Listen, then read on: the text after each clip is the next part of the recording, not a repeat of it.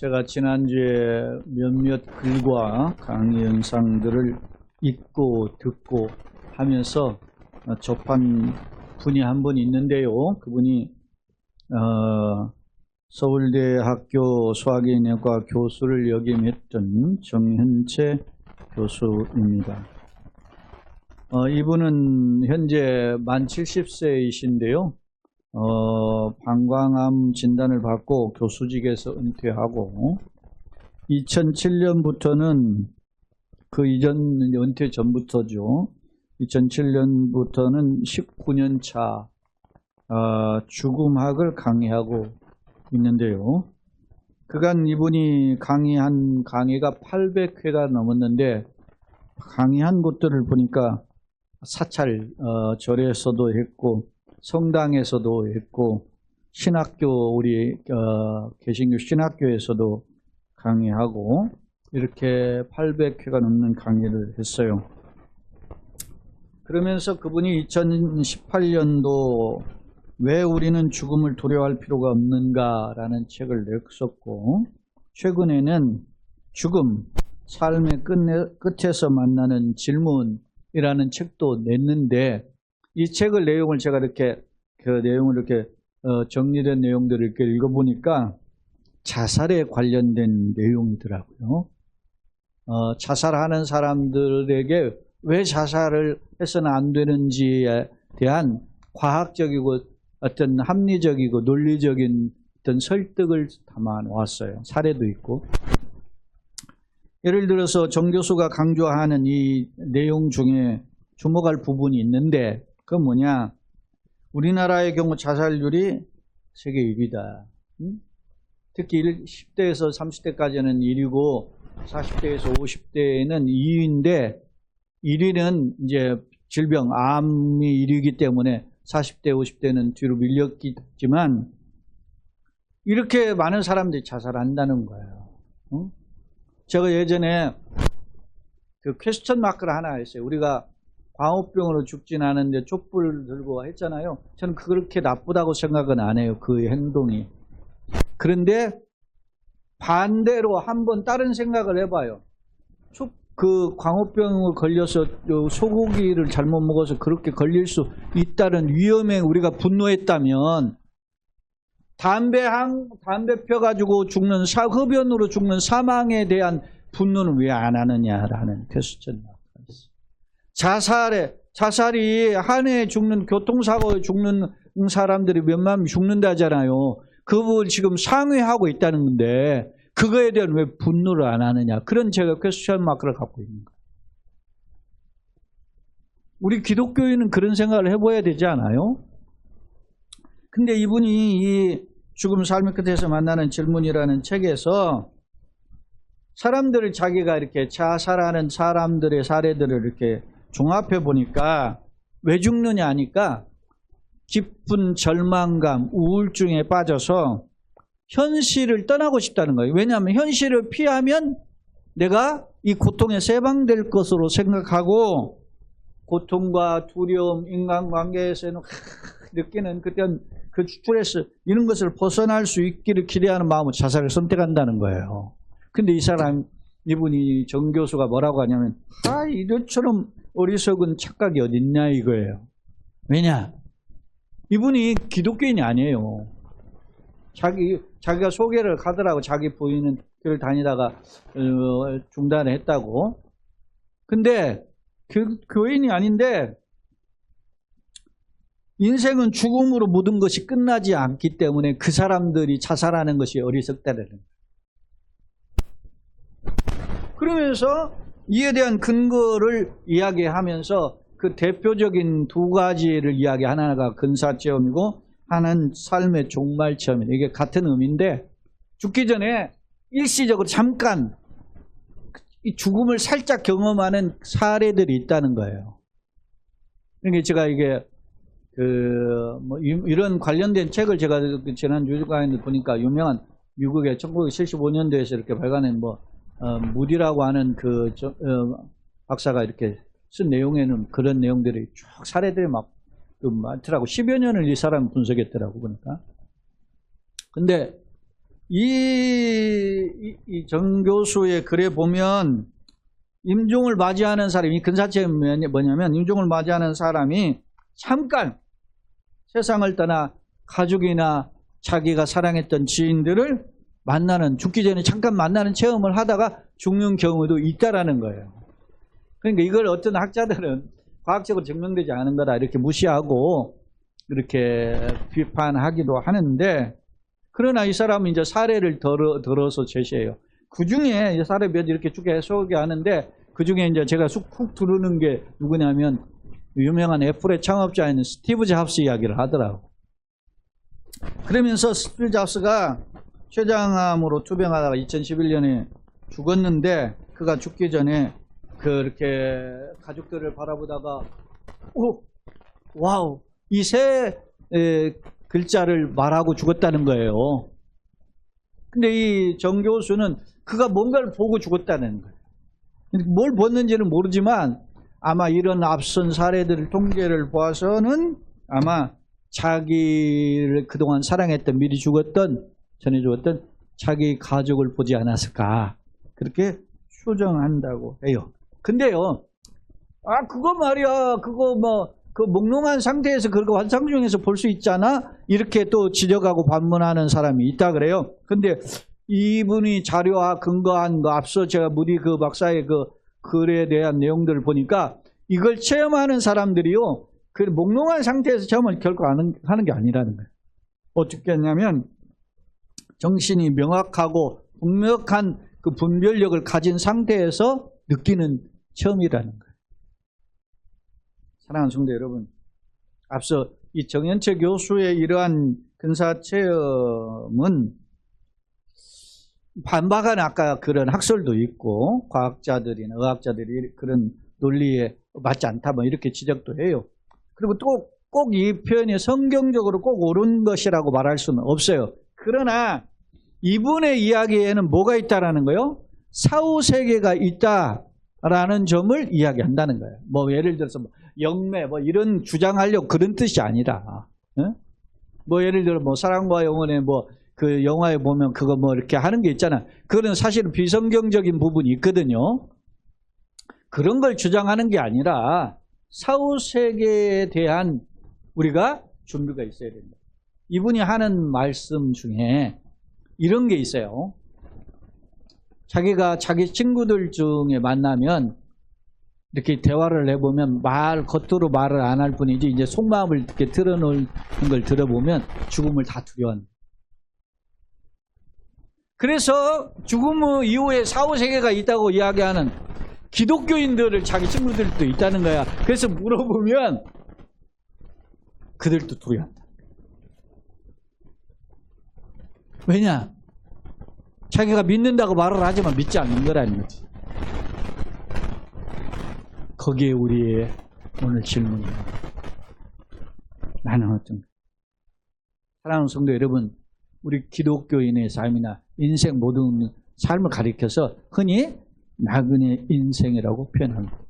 성경에도 이런 표현이 있어요. 자, 오늘 우리가 창세기 49장인데 47장 한번 봅시다. 47장 8절 9절을 한번, 성경 구절을 한번 같이 한번 읽어봅시다. 47장 8절 9절 같이 한번 읽어볼까요? 바로가 야곱에게 묻되 내 나이가 얼마냐? 야곱이 바로에게 아뢰되 내 나그네 길의 세월이 130년이니이다. 내 나이가 얼마 못 되니 우리 조상의 나그네 길의 연조에 미치지 못하나 험악한 세월을 보냈나이다 하고 라고 했어요. 여기 보면 나그네 길이라고 두 번이나 이야기하거든요. 이 말은 야곱이 130세 되던 해에 그 당시 그 가나안 땅에 극심한 흉년이 들었어요. 왜냐? 7년 풍년, 7년 흉년이 들어가는 그 해에 2년 차에 이때거든요. 2년 지난 그 시점에. 근데 그때 애굽에서 자기가 죽은 줄로 알았던 자기 12명의 아들 중에 11번째 아들인 요셉이 살아있다라는 소식을 듣게 된 거예요. 이 다른 아들들 통해서. 근데 그걸 기감인가 하던 차에 요셉이 아버지 여기 아직도 흉년이 있어서 거기 살기 어려우니까 내가 아버지 모실 테니까 오세요 하고 막 요셉이 막 비단이니 뭐니 해가지고 수레를 보내가지고 아버지 거기 태우려고 보낸 거예요.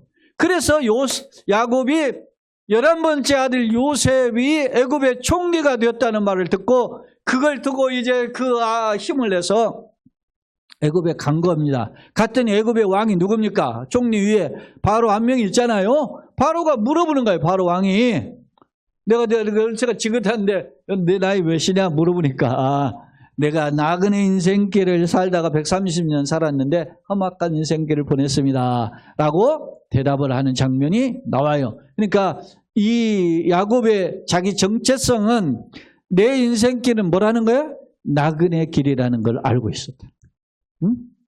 야곱은 지금부터 4,000년 전 사람이에요. 사랑해요 여러분. 여러분은 내 인생이 무엇이라고 생각합니까? 내 인생을 뭐라고 생각해? 4,000년 전에 살았던 야곱은 자기 인생이 나그네 길이다 라고. 나그네는 어떻게 했어요? 정착을 안 해요. 잠시 있다 떠난단 말이에요. 그렇게 생각했다는 겁니다. 자, 창세기 오늘 우리가 이 49장의 말씀을 살펴보고자 하는데 이후에 거기서 애굽 땅에서 17년을 살다가 147세에 이 야곱이 죽어요. 근데 그 죽기 전에 이 창세기 49장은 자기 아들이 12아들이잖아요. 그 12아들을 모아놓고 이제 6명 뭐 순서를 쭉 살펴보면 앞에 6명, 뒤에 6명 이렇게 나와 있는데 앞에 6명은 레아를 통해서 낳은 6명의 아들이고 뒤에 6명은 누구냐면 그 라헬과 그리고 레아의 종이었던 셀바 그리고 라헬의 여종이었던 비라 이 그 사람들이 둘씩 낳았거든요. 그 6명을 이야기해요. 각 달란트별로 하나님이 예보한 대로 그렇게 복을 주시길 원한다. 그래 복을 빌어요. 미래에 대한 복을 빌고 그리고 나서 마지막 이제 29절 우리가 30절 읽은 내용은 자기가 죽기 전에 이제 아까 다리를 두 발을 뻗고 죽잖아요. 죽기 전에 부탁하는 명령이에요. 명했다라고 하니까 명령. 당부 정도가 아니라 명령인데 그 내용이 뭘까 한번 봅시다. 자, 29절로 32절을 한번 먼저 읽겠습니다. 같이 한번 읽어봅시다. 시작. 그가 그들에게 명하여 이르되 내가 내 조상들에게 돌아가리니 나를 햇사람 에브론의 밭에 있는 굴에 우리 손주와 함께 장사하라. 이 굴은 가나안 땅 마므레 앞 막벨라 밭에 있는 것이라. 아브라함이 햇사람 에브론에게서 밭과 함께 사서 그의 매장지를 삼았으므로 아브라함과 그의 아내 사라가 거기 장사되었고 이삭과 그의 아내 리브가도 거기 장사되었으며 나도 레아를 그곳에 장사하였노라. 이 밭과 거기 있는 굴은 햇사람에게서 산 것이니라. 자, 야곱이 자기 12아들에게 자신을 어디에다 매장시켜 달라고 부탁을 하냐면 그 부탁과 명령이에요. 근데 그 내용을 들여다보니까 오늘 29절에 뭐라고 그랬어요? 29절에 그가 그들에게 뭐요? 명하여 이르되 이렇게 표현하잖아요. 명령했어요. 그리고 33절에도 보면 야곱이 그 아들에게 뭐라고 했어요? 명하기를 마치고 그랬죠. 그러니까 자기의 유언과도 같지만 어떻게 해요? 굉장한 당부기도 하지만 강력한 명령적으로 한 말이에요. 그렇다면 도대체 무엇을 부탁하고 명령했을까? 여기 보면 29절에 이런 표현을 했어요. 뭐라고 하냐? 그가 그들에게 명하였어요. 내가 내 조상들에게로 뭐라고? 돌아가리니. 나 죽는다는 거예요. 자, 죽음이 뭐라? 자기 조상들에게로 돌아가는 거예요. 할렐루야. 사랑하는 여러분, 여러분이 죽으면 여러분의 조상들을 뵙는 거예요. 그러면 내가 그 조상들과의 그간의 관계가 어땠는가를 되돌아보는 게 필요하죠. 우리 조상은 어떤 믿음을 가졌는가? 매우 중요한 거지. 조상계로 돌아간다는 말은 조상들과 만남을 다시 시작한다는 거예요. 아까 근사체험하는 것처럼 마치 그런 것이지. 만난다는 거예요. 그러면서 자 31절 한번 봅시다. 그런데 자기가 돌아가는 곳이 어디냐? 어디를 통해서 가고 싶어 했는지를 보아요. 자 31절에 다시 봅시다. 아브라함과 그의 아내 사라가 거기 장사되었고, 그 자기를 장례 치러질 장소를 부탁하는데, 거기가 그 아브라함과 그의 아내 사라가 거기 장사되었다. 아브라함은 할아버지고 사라는 할머니죠. 할머니 장사되었고, 그리고 이삭과 그의 아내 리브가도 거기 장사되었고, 그렇죠? 이삭은 누구예요? 자기 아버지고, 리브가는 그의 어머니죠. 어머니도 거기 장사되었고, 나도 레아를 그곳에 어떻게 해요? 장사해요. 레아는 뭐예요? 자기 아내예요. 아내인데 미리 죽은 아내. 사실은 또 다른 아내 라헬인데, 그 아이는 미리 죽어가지고 오다가 죽어서 거기에 장사를 못 시켰어요. 근데 레아, 첫 번째 아내인 레아를 그곳에 장사를 지냈다는 거야. 이게 뭐냐면 할아버지의 부부, 아버지 부부, 자기 아내, 초지일관의 그 어떤 방향성이 있어요. 그곳에 장례를 부탁하는 곳이 있다는 거예요. 그게 무슨 의미냐 이거야 도대체. 도대체 매장지가 어떤 의미이기 때문에 이렇게 야곱이 이 장소에 자기를 장례 치러줄 것을 고집하는가? 그게 중요하죠. 자, 한번 봅시다. 창세기 23장 16절로 20절인데 그 한번 봅시다. 이 매장지가 본래 아브라함이 그걸 산 거죠. 아브라함이 원래 어디 출신이에요? 갈대아루 출신이죠. 그러다가 어디에 머물르죠? 하란 땅에 머물르죠. 그러다가 다시 왔어요. 제2의 고향 하란을 떠나서 제3의 고향이 어디예요? 가나안 땅에 온 거예요. 가나안 땅에 와서 아브라함이 거주하던 곳에서 돈 주고 산 땅이 있어요. 자, 봅시다. 창세기 23장 16절 시작. 아브라함이 에브론의 말을 따라 에브론의 헷족속이 듣는 데서 말한 대로 상인이 통용하는 은 400세겔을 달아 에브론에게 주었더니 마므레 앞 막벨라에 있는 에브론 밭 곧 그의 밭과 거기에 속한 굴과 그 밭과 그 주위에 줄린 모든 나무가 성문에 들어온 모든 헷족속이 보는 데서 아브라함의 소유로 확정된지라. 그 후에 아브라함이 그 아내 사라를 가나안 땅 마므레 앞 막벨라 밭 굴에 장사했더라. 마므레는 그 번역가 뭐예요? 헤브론이라. 이와 같이 그 밭과 거기에 속한 굴이 헷족속으로부터 아브라함이 매장지 소유를 확정되었더라. 지금 이게 창세기 23장에 보면 아브라함이 헤브론 헷족속인 출신인 에브론이라고 하는 사람에게서 그의 밭과 그 밭에 딸려 옆에 있는 굴을 산 거예요. 이게 막벨라 굴이라는 게 막벨라라는 뜻이 굴 속의 굴 그런 뜻인데, 그러니까 학자들은 굴 속에 또 다른 굴이 두 갈래로 있어가지고 굴이 두 군데 이렇게 해석을 해요. 근데 그 밭은 이제 밭이니까 그냥 굴은 또 안으로 깊이 들어가는 곳 있잖아요. 그것을 산 거예요. 샀는데 이걸 살 때 창세기 24장 내용을 우리가 자세히 살펴보면 뭐라고 하냐면 에브론이 당신은 우리 땅에 거하는 방백이라는 거예요.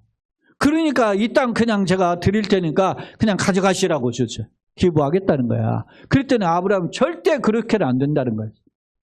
나는 공짜로 안 받는다. 이거 내가 돈을 줄 테니까 나한테 팔아라. 그랬더니 은 400세겔을 당시 시세에 쳐서 준 거예요. 주고 산 거예요. 응? 그 땅이 막벨라 앞이라고 써 있는데 이 땅이 마므레 앞 상수리 나무, 마므레 상수리 나무 앞에서 그렇게 표현하고 있어요. 성경에 보면 마므레가 지금의 헤브론이에요.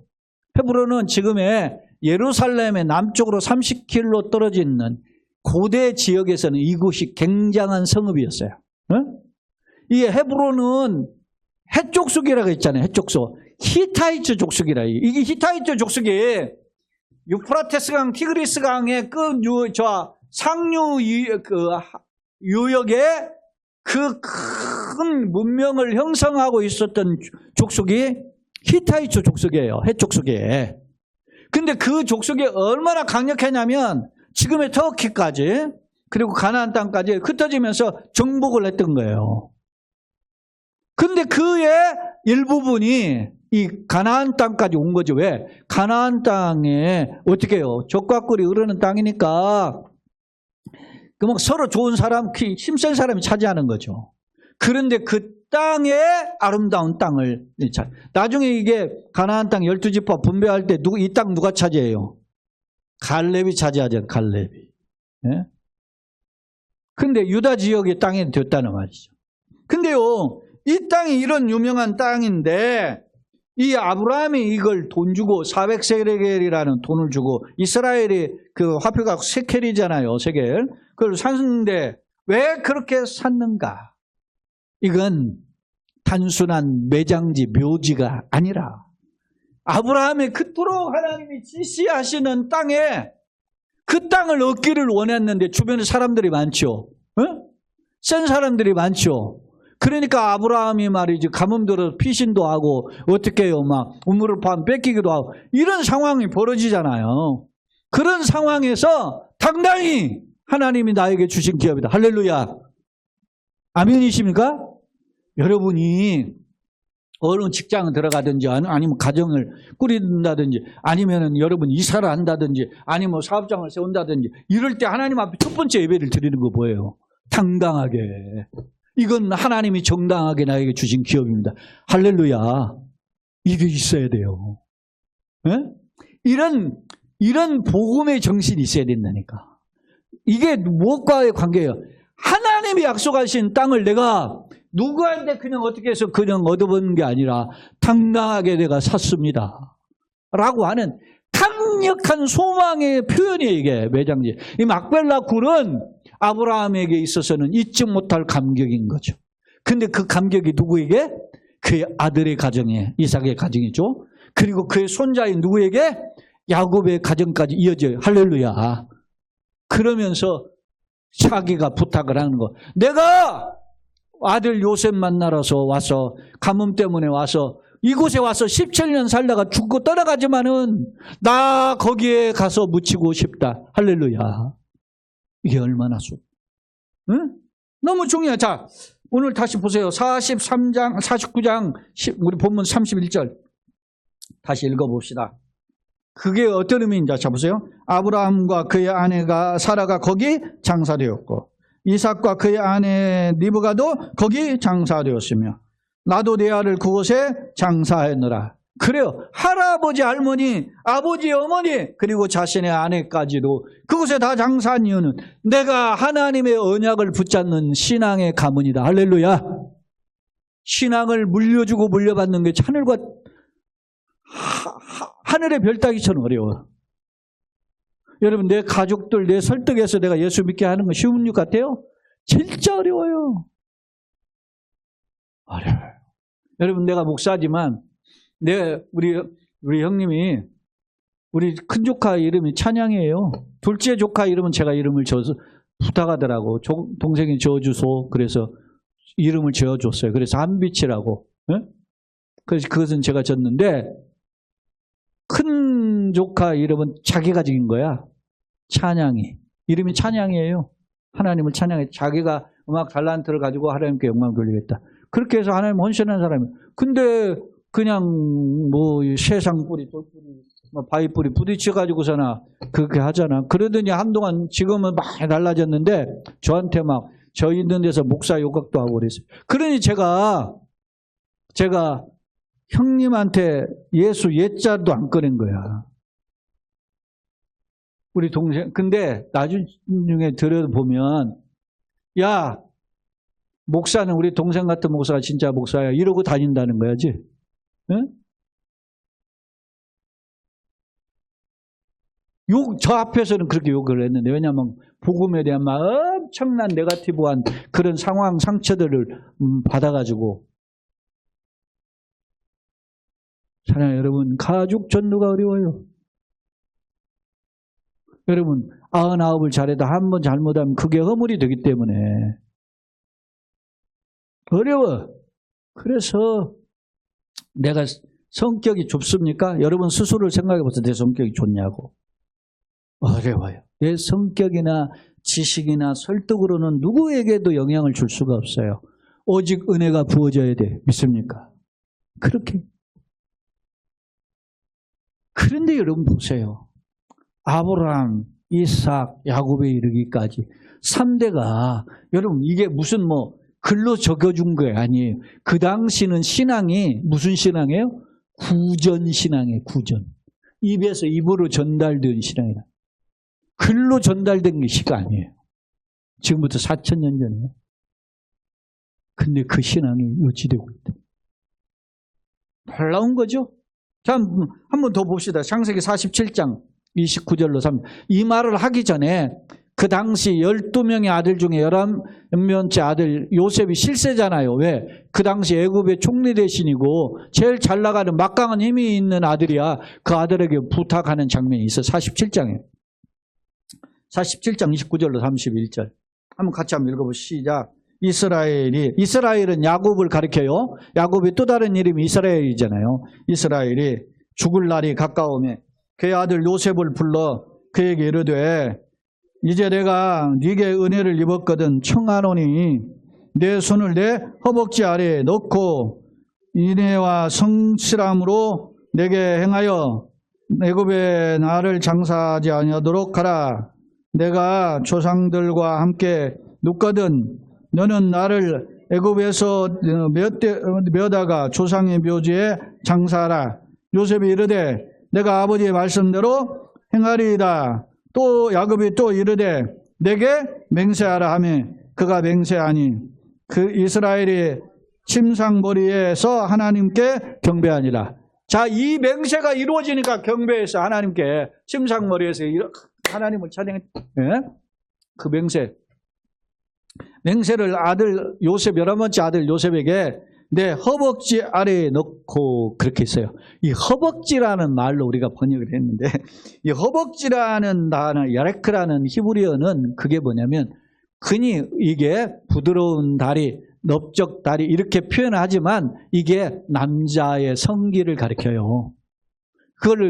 근데 그 고대 근동은 이 당시뿐만 아니라 고대 근동의 그 맹세에 보면 가장 강력한 맹세가 상대방하고 둘이 약속을 하는데 그 사람에게 내가 약속을 지킬 것을 이야기하면 그 사람의 허벅지 그 성기 아래 손을 집어넣고 맹세를 하는 거예요. 이게 아들에게 당대에 실세였던 아들 요셉에게 맹세를 시킨 거예요. 자기 아들의 손을 자기 아래 넣고 맹세하게 하는 거예요. 응? 그러면서 그걸 그대로 맹세했다는 거죠. 이게 뭐예요? 뭐 여러 학설의 의미가 있어요. 왜 거기다 놓고 맹세하느냐? 그것은 자손 대대로 이어지는 약속이기 때문이다. 이렇게 해석을 해요. 자손 대대에 이어지는 약속이 되게.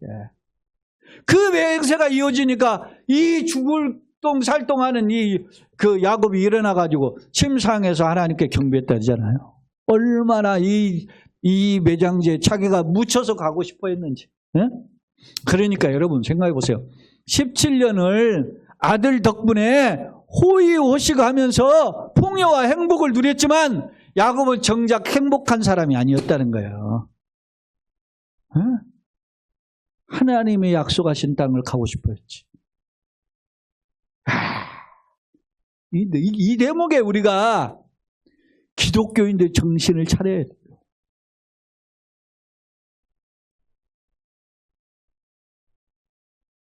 자, 여러분. 야곱이 그 누구보다도 내 아들이 총리야! 이렇게 하면서 뻐길 수 있잖아요. 한 방에 훅 가잖아. 김건희가 지가 뭐라고, 지가 대통령 지분의 뭐 절반이나 뭐 아니면 3분의 2 가지고 있는 그냥 위세를 떨다 그렇게 한 방에 훅 갔잖아요. 어리석은 거지. 내 아들이 총리예요. 이거에 대한 생각을 1도 안 가졌다는 거예요. 야곱은 오직 자기가 17년을 그 풍요의 삶 속에서 살았지만 자기가 살았던 고향, 그 헤브론에 있는 그 땅을 생각해. 그래서 죽을 때 자기가 거기서 묻히고 싶었어. 그래서 50장은 야곱의 장례하는 내용이 나와요. 쭉. 아들들이 전부 다 요셉을 위시해서 전부 다 애굽 땅에 가서 장례 치른 내용이 나와. 그 내용을 우리가 살피려면 시간이 많아서 안 되고 이제 말씀을 정리해 보겠습니다. 사랑하는 성도 여러분, 수구초심이라는 말이 있죠. 여우도 죽을 때 자기가 살던 고향을 향해서 고개를 돌리고 머리를 딱 고향 쪽으로 두고 죽는다 그랬죠. 미물인 보잘것없는 짐승인 여우도 고향에 머리를 두는 것은 인간이란 자기 고향을 그리워하는 것이죠. 내 고향 남쪽 바다, 그 찬양 가고파도 있잖아요. 거기에 보면 거기 있어요.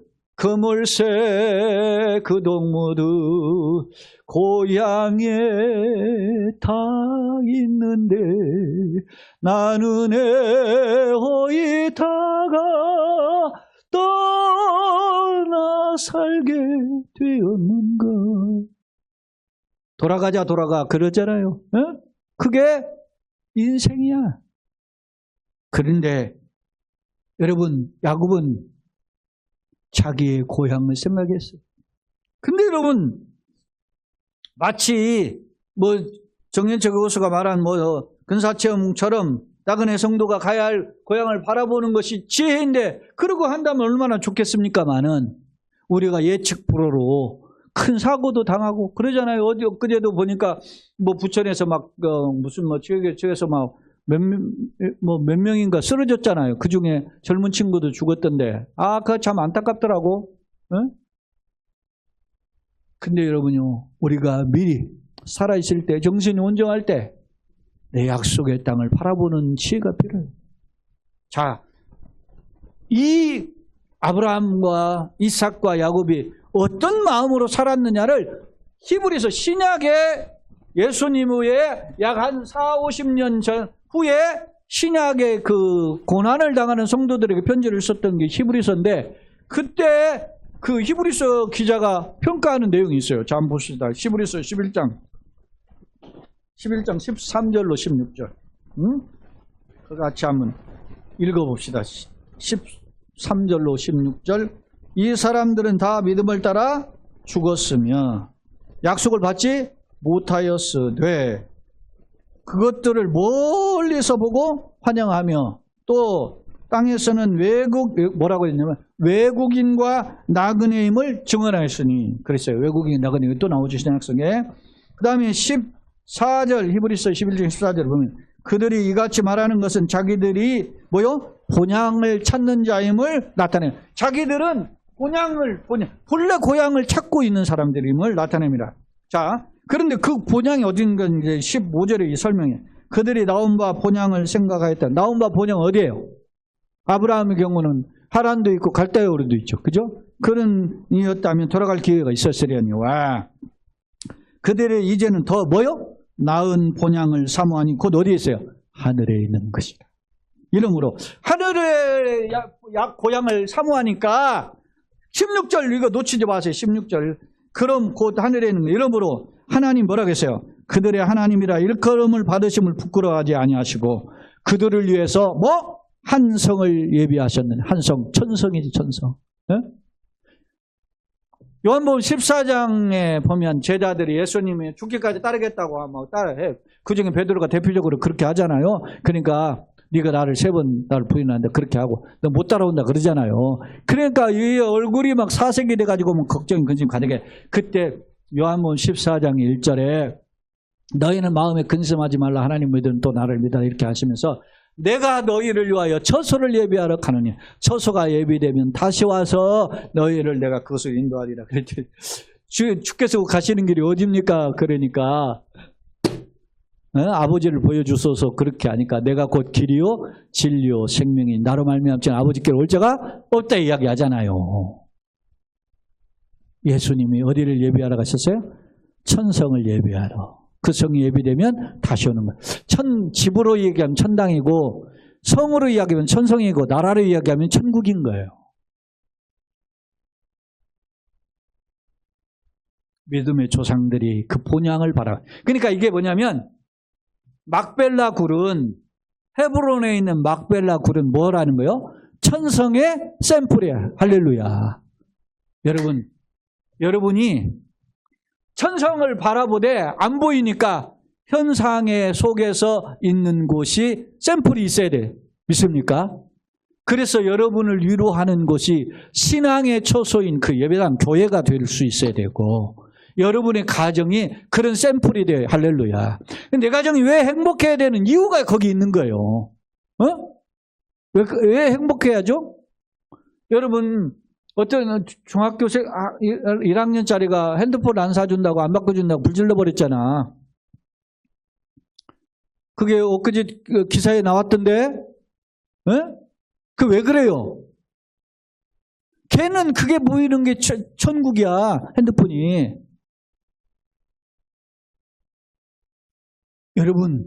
여러분에게는 무엇이 천국입니까? 예수님이 천국인 줄로 믿습니까? 예수님 말씀해요. 하나님 나라는 여기 있다 저기 있다 임하는 것이 아니고 이미 너희 안에 임하였다. 누가? 예수님 보시면 내 안에 계신 줄로 믿습니다. 이게 진짜 신앙의 거장이라고 하잖아요. 거장. 예? 요즘 뭐 달인이라는 말도 쓰지만 거장이 더 멋있는 말이지. 여러분 신앙의 거장들은 내 안에 예수님이 있어요. 신앙의 거장은 아무리 열매가 제가 이야기하잖아요. 서울시를 봉헌한다고 그랬는데 그거 헛꿈 떠는 말이기도 하고 서울시를 봉헌할 수도 없지만 해도 하나님 앞에는 간이 기별이 차지도 않아. 하나님의 가슴을 어떻게 해요? 감동시키는 것은 제가 성경에 여러 모델을 제시했잖아요. 예수님의 옷자락에 손만 대어도 나음을 입으리라고 하는 믿음. 여자야 내 믿음이 커도다. 할렐루야. 이스라엘의 이만한 믿음을 만나보지 못했더라. 백부장의 고백. 주여 말씀만 하사 그리하면 내 하인이 낫겠나이다. 수르보니게 여인이 어떻게 해요? 주여!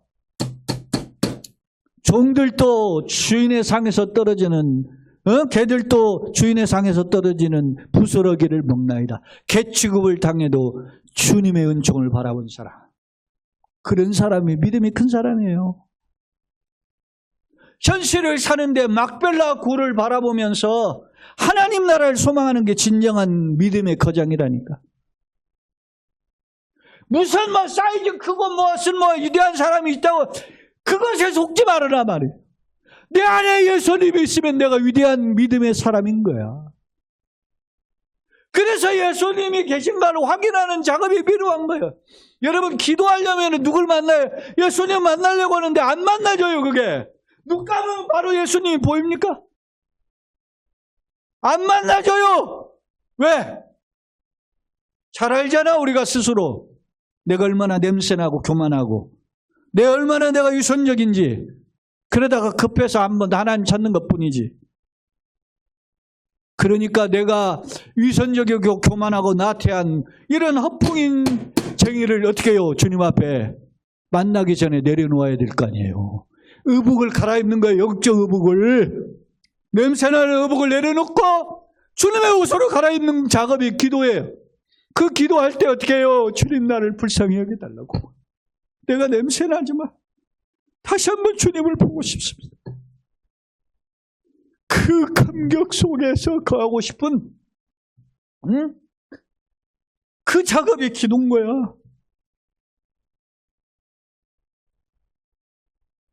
그런 일도 안 하고 무슨 껍데기만 가지고 살아요? 사랑해요 여러분. 여러분에게는 어떤 소망이 있습니까? 제가 준비한 말씀 성경 한 구절이 더 있으니까 그거 읽고만 마치겠습니다. 출애굽기 13장 18절 19절.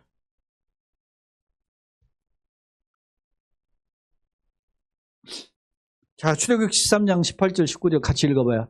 그러므로 하나님이 홍해의 광야 길로 돌려 백성을 인도하시매 이스라엘 자손이 애굽 땅에서 대열을 지어 나올 때 모세가 요셉의 유고를 가졌으니 이는 요셉의 이스라엘 자손으로 단단히 맹세하게 하여 이르기를 하나님이 반드시 너희를 찾아오시리니 너희는 내 유고를 여기서 가지고 나가라 하였습니다.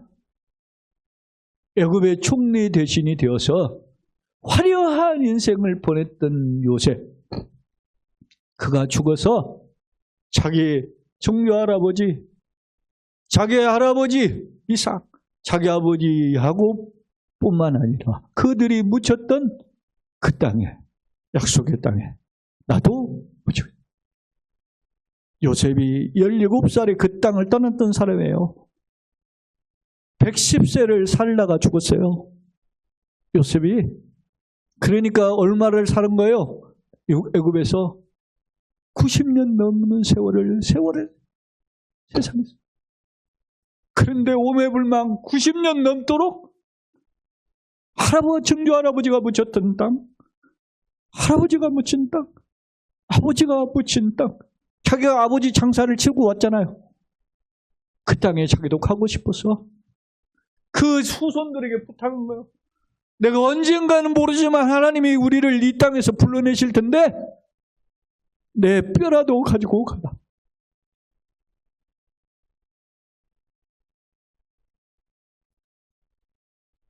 여러분의 소망은 뭡니까? 세상의 건강 때문에 흔들리는 분들도 있고 물질 때문에 흔들리는 분도 있어요. 인간관계 때문에 힘들겠죠. 그러나 여러분에게 예수님이 여러분의 위로와 다시 일어서는 힘이 되게 하시기를 소원합니다. 주님이 약속한 천국, 그 천국을 바라보며 다시 힘을 내서 올해 남은 기간도 보내고 새로운 도전 앞에 당당히 맞서는 그러한 믿음의 거장들이 다 되시기를 예수님의 이름으로 축원합니다. 아멘.